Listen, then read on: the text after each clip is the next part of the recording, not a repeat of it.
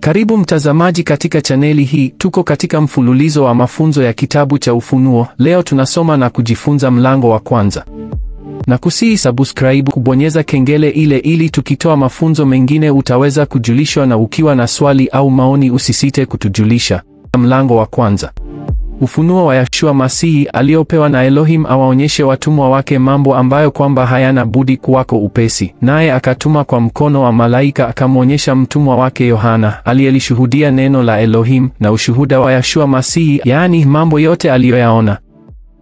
Heri asomaye na wao wayasikiao maneno ya unabii huu na kuyashika yaliyoandikwa humo, kwa maana wakati yu karibu. Yohana kwa yale makanisa 7 yaliyoko Asia: neema na iwe kwenu na amani zitokazo kwake yeye aliyeko na aliyekuwako na atakayekuja, na zitokazo kwa roho 7 walioko mbele ya kiti chake cha enzi, tena zitokazo kwa Yeshua Masihi, shahidi aliye mwaminifu, mzaliwa wa kwanza wa waliokufa na mkuu wa wafalme wa dunia. Yeye atupendaye na kutuosha dhambi zetu katika damu yake, na kutufanya kuwa ufalme na makuhani kwa Elohim, naye ni Baba yake. Utukufu na ukuu una yeye hata milele na milele. Amina. Tazama, yuaja na mawingu, na kila jicho litamwona, na hao waliomchoma, na kabila zote za dunia wataomboleza kwa ajili yake. Naam, amina. Mimi ni Alfa na Omega, mwanzo na mwisho, asema Bwana Elohim, aliyeko na aliyekuwako na atakayekuja, Mwenyezi. Mimi Yohana, ndugu yenu na mwenye kushiriki pamoja nanyi katika mateso na ufalme na subira ya Yeshua Masihi, nalikuwa katika kisiwa kiitwacho Patmo kwa ajili ya neno la Elohim na ushuhuda wa Yeshua. Nalikuwa katika roho siku ya Bwana, nikasikia sauti kuu nyuma yangu kama sauti ya baragumu ikisema, haya uyaonayo uyaandike katika chuo, ukayapeleke kwa hayo makanisa 7: Efeso na Smirna na Pagamo na Thiatira na Sardi na Filadelfia na Laodikia. Nikageuka nione ile sauti iliyosema nami, na nilipogeuka niliona vinara vya taa 7 vya dhahabu, na katikati ya vile vinara nikaona mtu mfano wa mwanadamu, amevaa vazi lililofika miguuni na kufungwa mshipi wa dhahabu matitini. Kichwa chake na nywele zake zilikuwa nyeupe kama sufu nyeupe kama theluji, na macho yake kama mwali wa moto, na miguu yake kama shaba iliyosuguliwa sana, kana kwamba imesafishwa katika tanuru, na sauti yake kama sauti ya maji mengi. Naye alikuwa na nyota 7 katika mkono wake wa kuume, na upanga mkali wenye makali kuwili ukitoka katika kinywa chake, na uso wake kama jua liking'aa kwa nguvu zake. Nami nilipomwona nalianguka miguuni pake kama mtu aliyekufa. Akaweka mkono wake wa kuume juu yangu akisema, usiogope, mimi ni wa kwanza na wa mwisho na aliye hai. Nami nalikuwa nimekufa, na tazama ni hai hata milele na milele, nami ninazo funguo za mauti na za kuzimu. Basi uyaandike mambo hayo uliyoyaona, nayo yaliyopo, na yale yatakayokuwa baada ya hayo. Siri ya zile nyota 7 ulizoziona katika mkono wangu wa kuume, na ya vile vinara 7 vya dhahabu. Zile nyota 7 ni malaika wa yale makanisa 7, na vile vinara 7 ni makanisa 7.